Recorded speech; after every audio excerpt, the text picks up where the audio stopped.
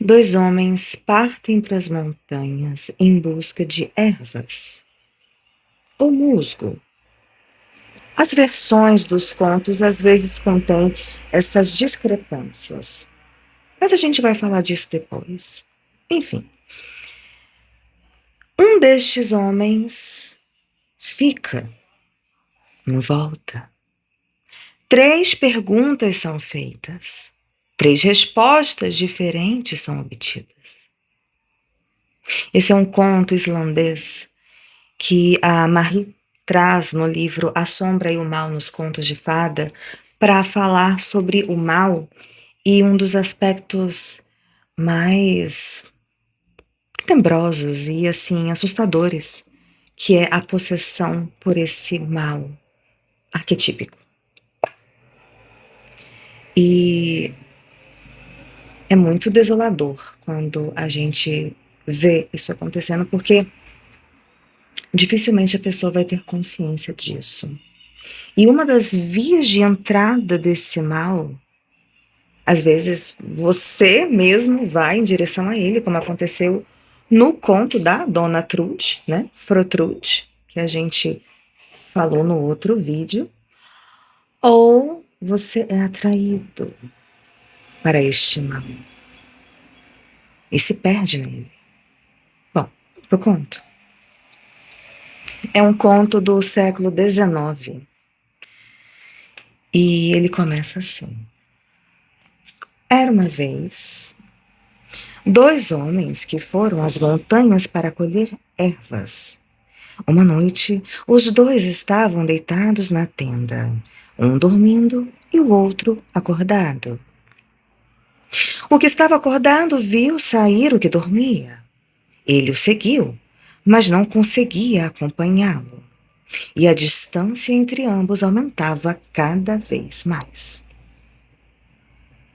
O homem dirigia-se às geleiras. Em cima da geleira, o outro viu uma enorme giganta que gesticulava, levantando os braços e trazendo-os de encontro ao peito. E assim ela enfeitiçou o homem e o atraiu para si.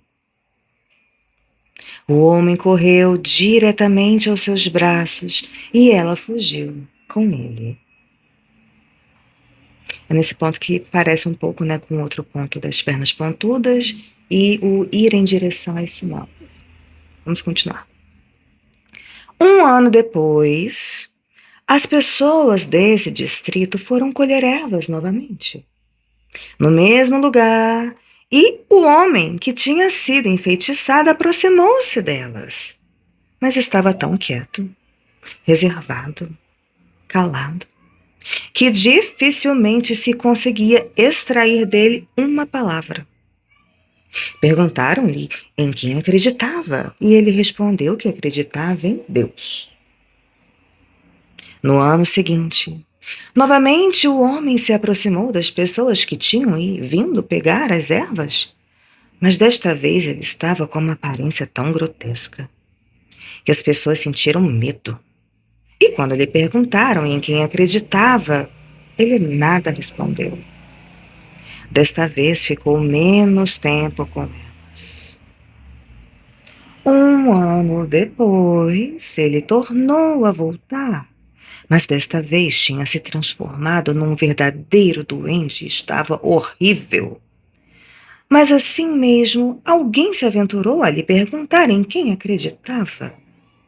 Ele respondeu que acreditava em Trunte-Trunte nos duendes da montanha. E dizendo isso, desapareceu. Desde então, nunca mais ele foi visto. E por muitos anos, ninguém ousou catar ervas naquele lugar. Fim. Bom, vocês já conheciam esse conto? Já ouviram falar? O conceito de duende, de troll, nos é bastante familiar, né? Tem aquela história, né, de que os duendes, os anões, né, do jardim, eles só estão assim porque a gente os viu. Porque se eles não forem vistos, eles ficam ali vagando no jardim normalmente, né? Mas se a gente não tá ali, se a gente vê, eles se transformam em pedra. Ou que a bagunça que eles fazem é de autoria deles, né? E a gente fica doidinho porque do nada a gente perde as coisas, né? Ah, foi um duende. Existem muitas histórias acerca de elfos, duendes. Inclusive, existem projetos arquitetônicos lá na Islândia que evitam até certas áreas porque atribui-se uma determinada área ali ao espaço ali dos elfos. Então, isso é um lastro cultural muito forte. Esse conto, por exemplo, ele é do século XIX e a gente vê que na Islândia o processo de cristianização foi 1000 depois de Cristo. Então, assim, não é como se fosse de fato, né, uma coisa já muito bem estabelecida. A gente tem aí essa, essa forte influência, né? Bom, este conto foi coletado por Arnason. Qual que é o primeiro nome dele? John Arnason. Ele é um. A gente fala conto, é um conto popular, mas ele também está inserido na classificação de lenda, porque é um trecho, é um pedaço de uma narrativa oral muito difundida, inclusive na zona ali rural. E, diferentemente da maioria dos contos, ela não tem um desfecho ali. Então, se a gente for classificar pelas lendas, elas fazem parte, né? Esta lenda, no caso, faz parte dessas lendas migratórias, porque fica migrando ali de países entre épocas. Então a gente consegue ver como que isso vai se desdobrando e como que isso também acaba por refletir não só o, essa questão da cultura em si, mas também de uma religiosidade. E se a gente for parar para pensar, estas três perguntas também podem nos situar em que pé que a sanidade dessa pessoa está. Longe de nós patologizar ou querer diagnosticar através de um conto. Não fazemos isso, pelo amor de Deus, né? Mas é interessante como que essa progressão nesse processo de desumanização acontece em três fases, né? Em 3 anos. Tá. Na classificação Atu, ele entra no rapto sobrenatural, nessa transformação nesse ser arquetípico. Ele tem vários, né? Tem outra classificação, que são os motivos de Thompson também. E assim, tem várias classificações que ele pode ser inserido, como essa questão do ser sobrenatural, dos gigantes, enfim. Nas funções de prop, a gente tem afastamento, essa infração, que assim, embora a gente não vá olhar com esse olhar moralizante, há uma entrada num território ali que não é dele. Este ser que o chama, que o atrai, estava onde? Numa geleira. Quando a gente pensa nessa geleira, olha a idade destas águas que estão ali petrificadas.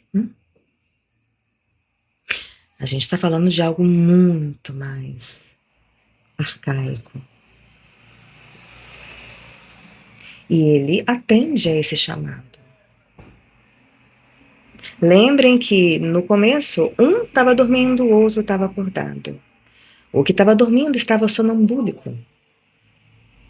E ele vai para as geleiras.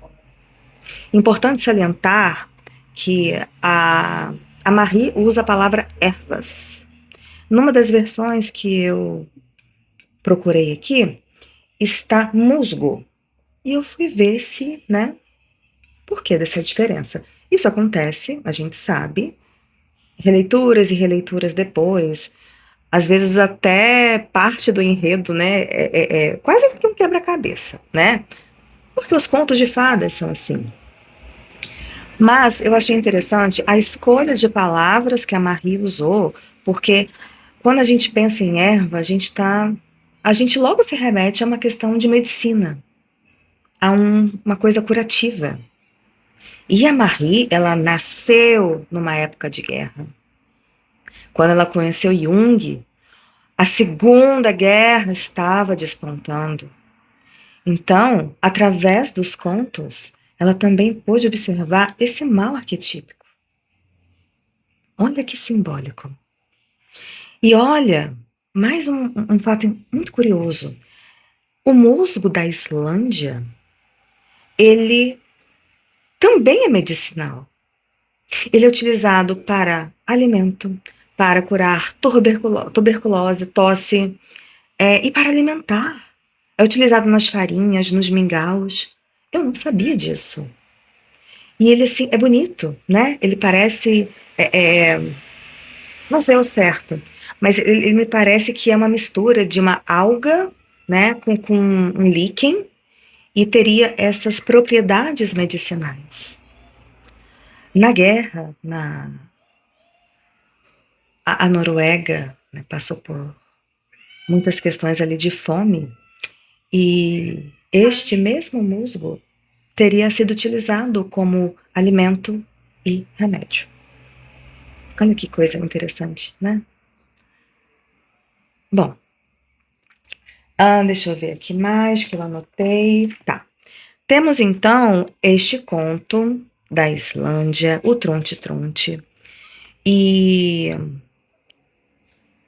tal qual o da Dona Trude, a gente tem ali os três cavaleiros de Vasalisa, os três homens que a menininha de Dona Trude enxerga, e as três perguntas que esse homem recebe.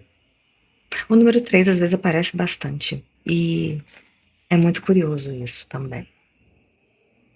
Bom, não vou me delongar aqui, a gente vai continuar a interpretação psicológica a partir do capítulo 2 da Marie no GIN, Grupo de Estudos e Experimentações Narrativa.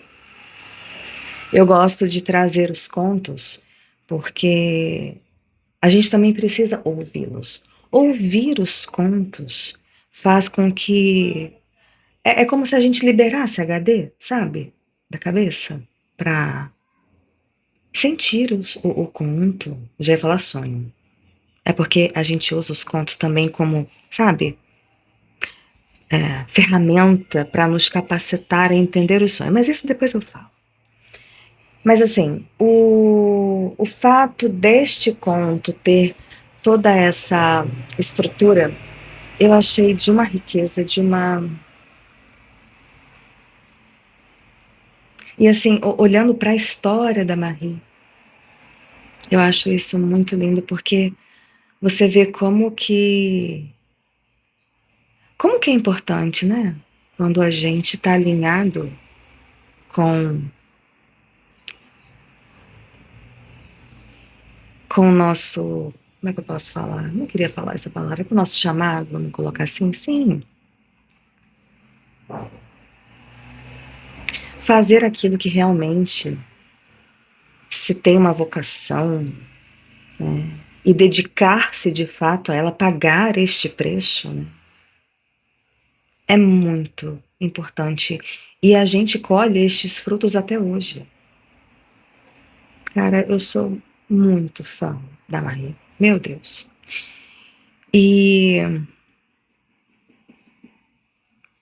e olha só, também existe um aspecto ali sacrificial. Porque olha só, esse cara, ele foi em busca de um musgo, de uma erva, de uma medicina, de uma cura. Um voltou. É quase como se tivesse que haver um sacrifício, sabe? Simbólico isso também. O motivo do sacrifício também é um motivo muito comum. Bom, se deixar, eu vou ficar divagando aqui. Não quero deixar este vídeo muito longo. Se você gostou, se você quer aprender mais sobre a psicologia dos contos de fada, venha estudar conosco. E sempre que eu puder, eu vou estar trazendo os contos aqui, para que a gente também tenha esse repositório de contos. Sempre que a gente quiser revisitar, lembrar, para ir ampliando, ok? Me digam o que vocês acharam, se vocês gostaram, se vocês já conheciam. Ou me deleitem com outras ampliações. Eu quero aprender também com vocês, tá bom? Um forte abraço, queridos.